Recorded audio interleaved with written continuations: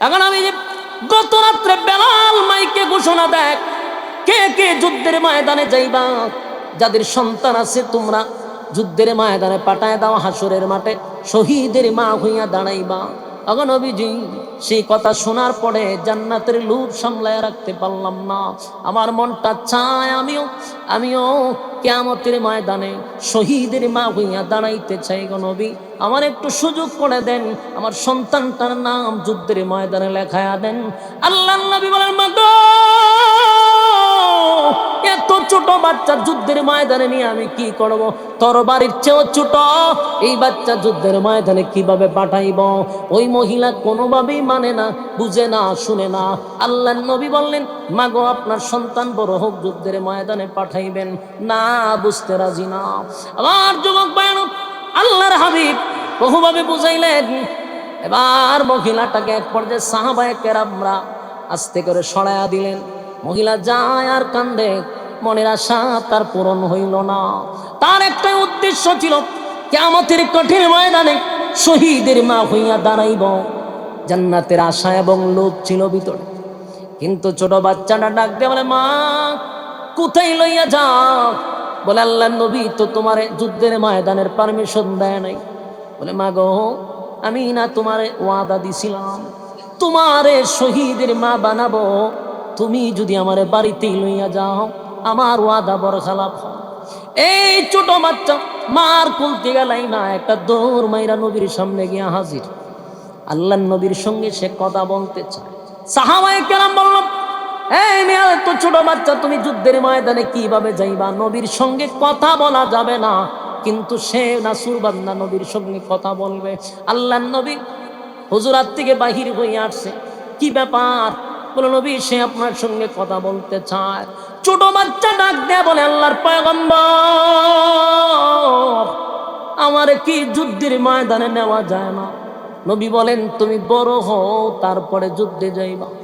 এবার এই বাচ্চা যুক্তি দেয়, হুজুর, আমার মা যখন চুলাতে আগুন ধরায় গো নবী, আমি কাছে বসে থাকি, আমি তাকায়া দেখি চুলার মধ্যে যখন আগুনটা ধরায়, আমার মা কিন্তু বড় বড় লাকড়ি আগে ঢোকায় না, ছোট ছোট লাকড়িগুলা চুলার ভিতরে আগে ঢোকায়। চুলার ভিতরের আগুনটা যখন ধরে যায়, বড় বড় লাকড়ি তখন ঢোকায়া দেয়। নবীজি, আমার মতো ছোট বাচ্চাটারে যুদ্ধের ময়দানে পাঠায়া দেন, আমি শহীদ হইয়া যুদ্ধের ময়দানের আগুনটা ধরায়া দিব।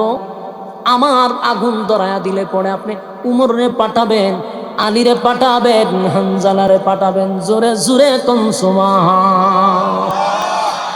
আল্লাহর নবীর চোখ দিয়ে পানি চলে আসছে রে। নবীজি তাকায়া দেখে এত ছোট বাচ্চা যুদ্ধের ময়দানে যাওয়ার জন্য তার এত আগ্রহ, শহীদ হওয়ার জন্য পাগল হয়ে গেছে। আল্লাহর নবীর সামনে ওই ছোট বাচ্চার মা ডাক দেয়া হয়, নবী গো, আমি জানি এই ছোট বাচ্চা যুদ্ধের ময়দানে কোনো কাজে আসবে না, আমার বাচ্চা কোনো কাজে আসবে না, তবে একটা কথা বলতে পারি গো নবী, আমার এই বাচ্চা যদি যুদ্ধের ময়দানে যায়, আপনি নবী যখন যুদ্ধের ময়দানের নেতৃত্ব দিবেন, বেঈমানগুলি আপনাকে উদ্দেশ্য করে টার্গেট করে একের পর এক যখন তীর মারতে থাকবে, বল্লম মারতে থাকবে, এই তীর এবং বল্লম আগানোর জন্য একটা ঢালের প্রয়োজন হয়। আপনার ঢাল দিয়া তীর আটকাইতে হবে।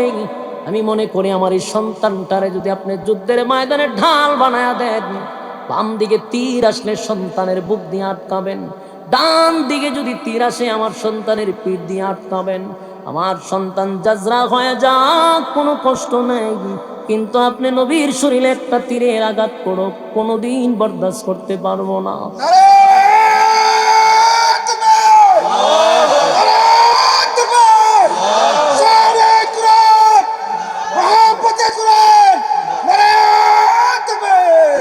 আমার যুবক ভাইরা, এই কথাগুলি যখন নবীর সামনে দাঁড়াইয়া দাঁড়াইয়া একজন মহিলা, বিধবা মহিলা বলতেছিল, উপস্থিত সাহাবীরাও কাঁদতেছিল।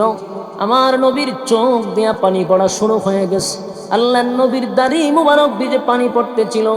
আল্লাহর নবী বলেন, এই জান্নাতের প্রতি তোমাদের এত লোভ আর এত লালসা। এই জান্নাত পাওয়ার জন্য তাদের লোভ ছিল রে। আজকে তাকায়া দেখেন, এই সমাজের মানুষ সহ আমরা সহ জান্নাতের প্রতি আমাদের কোনো লোভ নাই। যেখানে গুনাহ সেখানে আমাদের প্রতিযোগিতা চলে, যেখানে গুনাহ সেখানে আমাদের প্রতিযোগিতা, নেকির কাজে আমাদের কোনো প্রতিযোগিতা নাই। আজকে যদি এখানে ওয়াজ মাহফিল না হইয়া একটা নর্তকী আসতো, তাহলে দেখতেন এলাকার কোনো যুবক গড়ে থাকতো না, কোনো বৃদ্ধ গড়ে থাকতো না, এই এলাকায় পা পালানোর মতো জায়গা থাকতো না। কারণ গুনাহ যেখানে প্রতিযোগিতা সেখানে। নেকির প্রতিযোগিতায় মানুষ আসে না, মানুষ ঘরে বৈশা থাকে, তার মন চায় না প্যান্ডেলে বসুক, কোরআনের কথা শুনুক। আল্লাহ কয় আমি জান্নাত এমনি এমনি দিব না, দুইটা শর্তের বিনিময়ে দিব। ইন্নাল্লাযীনা আমানু ওয়া আমিলুস সালিহাত কানাত লাহুম জান্নাতুল ফিরদাউসি নুজুলা। এক নাম্বার হলো ঈমান, দুই নাম্বার হলো নেক আমল।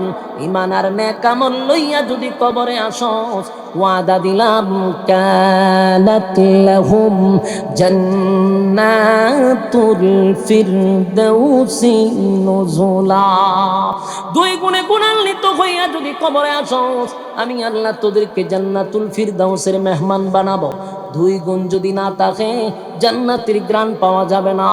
এক নাম্বার ঈমান। ঈমান এমন একটা দৌলত, ঈমান হলো আমাদের ফাউন্ডেশন, ঈমানই হলো মূল ভিত্তি। যদি ঈমান না থাকে, তাহলে চিরস্থায়ী জাহান্নাম। সরিষা পরিমাণ ঈমান লইয়াও যদি কেউ কবরে যায়, আল্লাহর নবী বলেন একদিন হলেও তারা আল্লাহ জান্নাতে ঢুকাবে।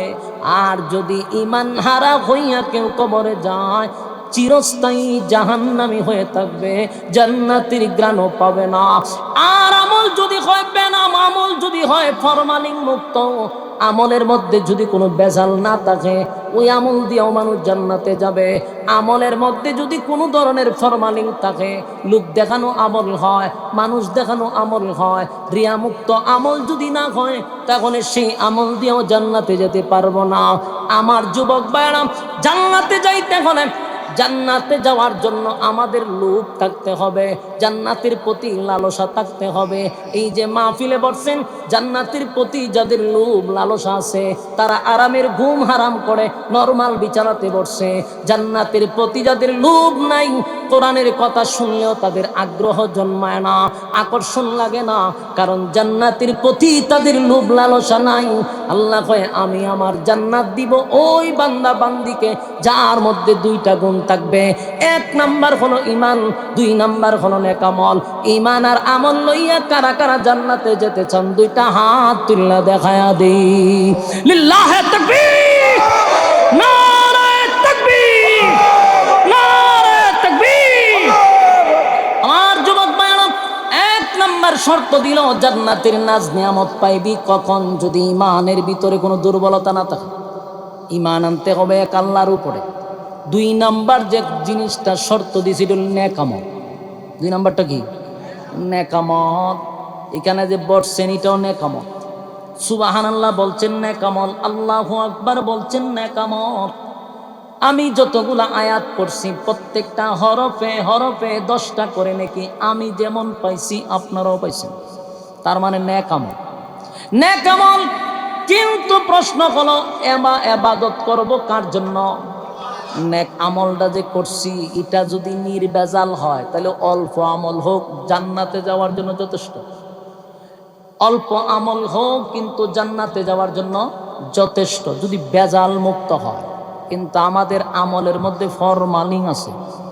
আমরা যে আমল করি এখানেও বেজাল, ইবাদতের মধ্যেও বেজাল, ফরমালিনে ভরা, আমলের মধ্যে শিরকে ভরপুর, আমলের মধ্যে রিয়ায় ভরপুর, সব কিছু ভ্যারাইটিস মার্কা বেদাত মাদাত দিয়ে এটার একবার ঘুরে লাইছে। এই আমল লইয়া কবরে গেলে জান্নাত পাওয়ার আশা নাই। আমল অল্প হোক কিন্তু এটা খাঁটি হতে হবে। অল্প আমল নাজাতের জন্য যথেষ্ট, কিন্তু এটা নির্বেজাল। আমাদের আমল, অনেক আমল আছে লোক দেখানোর আমল। আমাদের সমাজের বেশিরভাগ মানুষ লোক দেখাই না আমল করে। নামাজ পড়ে তাও লোক দেখানোর জন্য, তসবিহ পড়ে লোক দেখানোর জন্য, দান করে লোক দেখানোর জন্য, হজ করে হাজি নাম লাগাইছে লোক দেখানোর জন্য। আছে না নেই? আপনারা গ্রামের কথা বলতেছি না, আমি মনে করি না আরেক জায়গার কথা বলছি। আর কোনো সমস্যা আছে? বলে হুজুরে মনে আপনার কথা কয় না, আপনার কথা কইতাম, আমি এই গ্রামে থাকিনি, আমি জানিনি। আমি বিভিন্ন জায়গায় গেছি, আমলের মধ্যে নির্ভেজাল আমল খুব কম পাওয়া যায় আমাদের মধ্যে।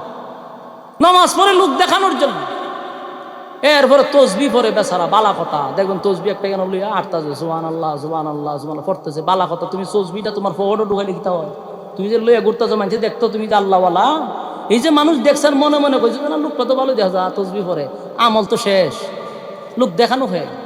তোমার যদি আল্লাহকে খুশি করার জন্য আবাদত উদ্দেশ্য থাকে তাহলে এটা পকেটের ভিতরে লুকাইয়া পড়ো, এটা লোক দেখাইবার জন্য না। আবার আমরা দেশের মুসল্লিরাও কম সিস্টেম জানে না, সুবহানাল্লাহ পরে আবার আপনার ঘরে কিতা হইতেও জিগায় সুবহানাল্লাহ সুবহানাল্লাহ, তোর মাইয়ার অবস্থা কিতা সুবহানাল্লাহ, বিয়া দিয়েছিলাম খায়নি জামাইয়ের ঘরে সুবহানাল্লাহ সুবহানাল্লাহ, তোর আগের মায়েরা তো বেশি দিন খাইছে না সুবহানাল্লাহ সুবহানাল্লাহ।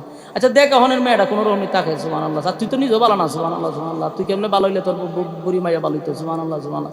ইতা কইতেই তো দোকানও যায় গিয়া সুবহানাল্লাহ কইতেই তো দোকানে বইয়া টিভিটা সার সুবহানাল্লাহ সুবহানাল্লাহ। দেখছেন আমরা প্রধানমন্ত্রী কিতা করে সুবহানাল্লাহ সুবহানাল্লাহ, আমরা ফ্যামিলি কার্ড দিবনি সুবহানাল্লাহ সুবহানাল্লাহ, সব কইতাছে সুবহানাল্লাহর ভিতরে দিয়া।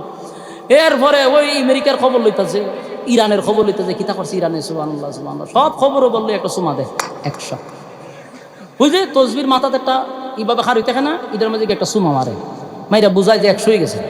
এরপরে এটার হঠাৎ তুই সাড়া খায়, তো তুমি যে সুবহানাল্লাহর ভিতরে কত কিছু ঢুকাইলা, এটি কথা কথা না, এটা কি বালা কথা ঢুকাইছো নি? আরেকবারের গিবত করলা, মাইয়া কিতা করলি তো জিগাইলা, হগল যা আছে গ্রামের সব সুবহানাল্লাহর ভিতরে ঢুকাই দিছে। এটা হইলো একটা পেশা, তসবিহ পড়তো আছে, হগল কথা জিগাইতো আছে। একটা কথা জানেন রাখেন, কোরআনের স্পষ্ট আয়াত, ওয়া কুন্না নাখুদু মাআল খাইদিন, যারা বেহুদা কথা বলে, অনর্থক কথা বলে, এরা জাহান্নামে যাবে, এতে কোনো সন্দেহ নেই। আমার কথা না কোরআনের কথা? ওই কথা কয় না তুই না, দুহাইল্যাংটার কথা। কোরআনের আয়াত দিছি, স্পষ্ট বক্তব্য, যারা বেহুদা কথা বলে, অনর্থক ফাও কথা বলে, মানুষের সমালোচনা করে, মানুষের গীবত করে, এরা জাহান্নামে যাবে, এত কোনো সন্দেহ নাই। তাহলে আমরা বেহুদা কথার থেকে বিরত থাকবো ইনশাআল্লাহ। আমার যুবক ভাইরা, 1 নাম্বার হলো ঈমান, 2 নাম্বার হলো নেক আমল। আমলটা যেন নির্ভেজাল হয়, লোক দেখানোর জন্য না হয়। আমার যুবক ভাইরা এবার শুন, আল্লাহ কিন্তু আমাদেরকে জানায় দিছে, আমিনু কামা আমানাত নাস, ঈমান আনো তোমরা কাদের মতো, তাদের মতো যারা ঈমানের পরীক্ষায় অতীতে 1st ডিভিশনে পাস করছে। ঈমানের পরীক্ষা আসবে রে, ঈমানের পরীক্ষা আসবে, এতে কোনো সন্দেহ নাই। যুবক ভাইরা, মুরব্বী বাবারা, শেষ কথাটা হলো এই যে আমরা এখানে বসছি, জীবনের শেষ মাহফিল হতে পারে। এই যে আপনাদেরকে আমি দমকায়া টমকায় এখানে বসাইলাম, যদি না বসতেন, অনর্থক ঘুরাইতেন, কথা বলতেন, বেহুদা সময় নষ্ট করতেন, এখানে বসার কারণে এটাও আমাদের জীবনের এমন একটা জায়গায় হতে পারে, এটাও নাজাতের উসিলা হয়ে যেতে পারে। হাসরের মাঠে আল্লাহ রাব্বুল আলামিন যখন বান্দার আমল দিয়া জান্নাতে দিতে পারে না, কারণ বান্দার আমল কম, আল্লাহ তখন বান্দার উসিলা তালাশ করে রে। সেদিন আল্লাহ এই মাহফিলটাকে যদি সামনে তুলে ধরে যে এই মাহফিলে আরামের ঘুম হারাম করে, দুনিয়ার সব রঙ্গ তামাশা বাদ দিয়া বান্দা গিয়া কথা শুনছিল কোরআনের, আমার বান্দার এটার উসিলা জিন্দেগির গুনাহ মাফ করে দিলাম, হয়ে যেতে পারে আমাদের উসিলা নাজাতের উসিলা। এই জন্য কোন সময় কোন মানুষ কোনটার উসিলা জান্নাত পায় বলা যায় না। আমার যুবক ভাইরা, জান্নাতের প্রতি আপনি আমার আকর্ষণ থাকতে হবে, কথা হয় না? জান্নাতের প্রতি আপনি আমার আকর্ষণ থাকতে হবে, আকর্ষণ ছাড়া জান্নাত পাওয়া যাবে না। আমাদের মধ্যে আকর্ষণ নেই, আমরা জান্নাতের প্রতি কোনো আকর্ষণ নেই, আকর্ষণ আছে দুনিয়ার প্রতি।